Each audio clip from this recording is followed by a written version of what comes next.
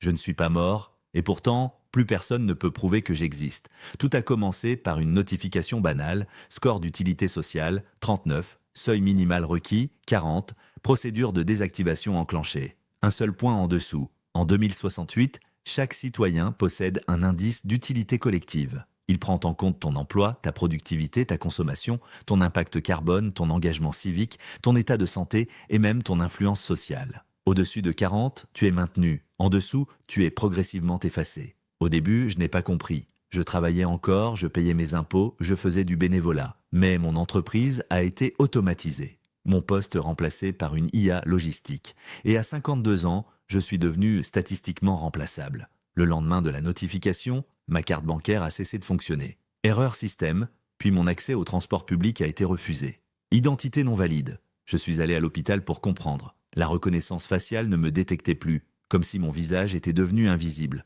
En 72 heures, tout a disparu. Mon compte bancaire, mon assurance, mon numéro citoyen, mon droit de vote. Mon profil a cela été archivé. Statut, inactif. Mes amis ont essayé de m'appeler. Contact inexistant.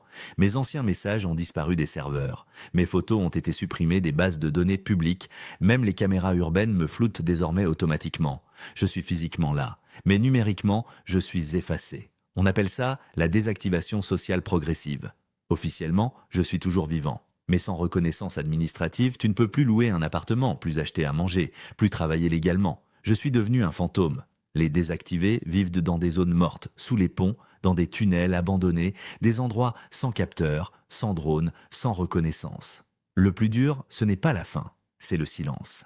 Quand ta propre existence cesse d'être validée, tu commences à douter de toi-même. Est-ce que j'ai vraiment existé ? Si les bases de données ne gardent aucune trace, si mes photos disparaissent, si mes messages sont effacés, qui peut prouver que j'ai vécu ? Hier, j'ai croisé mon ancien collègue dans la rue. Je lui ai parlé, il m'a regardé et il a hésité. Son implant oculaire affichait aucune correspondance.